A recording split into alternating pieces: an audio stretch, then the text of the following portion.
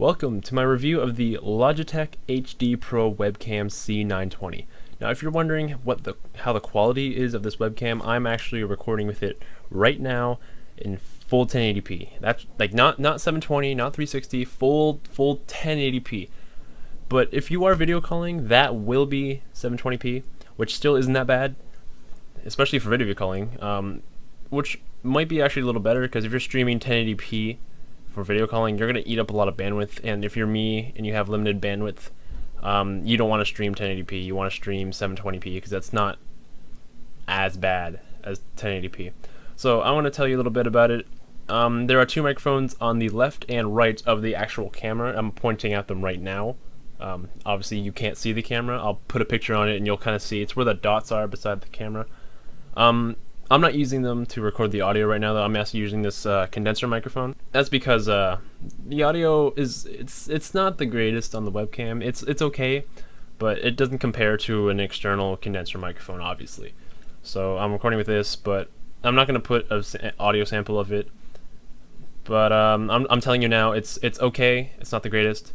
It'll eliminate background noise well, but it won't pick up the bass in your voice too much. It picks up like the mids and the highs, but the bass is a little cut back.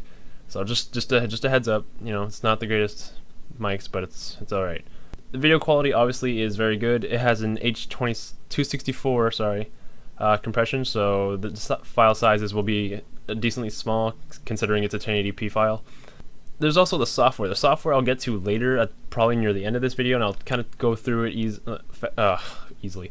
I'll go through it quickly, and I'll teach you the manual settings because the auto settings are a little not the greatest. I mean, they're good, but it's kind of hard to explain in a video. I'll just link you to my blog. You can read on my blog. I explain it, and you can read why.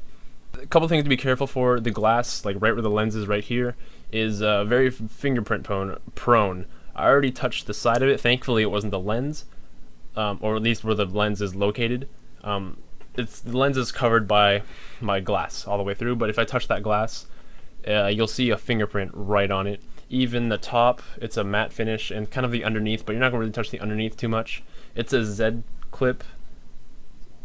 That's hard to explain. The picture will be here at this moment. The Z clip, and underneath it is the matte finish, and on top of it, and kind of the glass is a matte finish as well, if that makes sense. Other than that, it doesn't feel cheap. It's $90 webcam. I'm very impressed with it. I'm very happy with my buy, and I'm actually going to take you through the software right now. So hold on. Alright, so apparently I can't actually record my desktop right now. I'm having some problems, some technical difficulties, so I can't show you the software, but it's very easy to use. There's just a quick capture button, which you record your videos or your photos.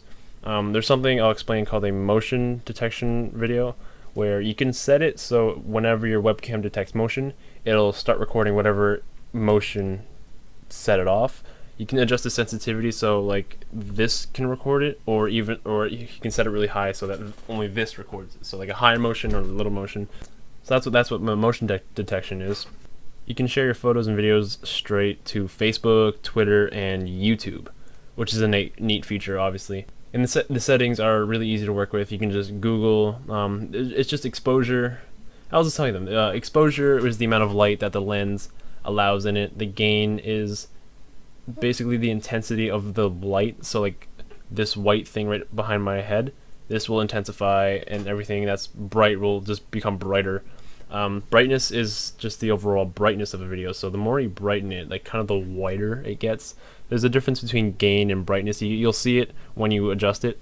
There's also color intensity, which is if you put it all the way down, it'll be a black and white video, which is cool to have, and then if you put it all the way up, it'll be a little too colorful. So put it about halfway, I think. There's also saturation. No, not saturation. Sorry, contrast, which is if your video is still not bright enough, you can try to adjust that as a last second cause. Then there's the white balance. That's a little important. When your white balance is too low, it'll give like a depressing setting. I'll kind of show you. I don't know if I can do this mid video, but I hope I can. So here I'm putting down the white balance.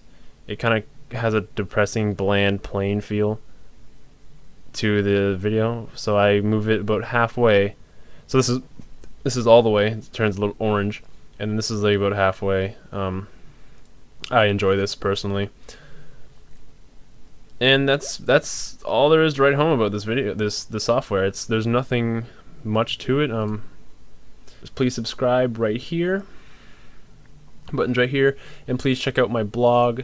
It'll have information about this that I might not have talked about in my video. So please check it out. Follow my blog, and I'll see you guys soon. Thanks.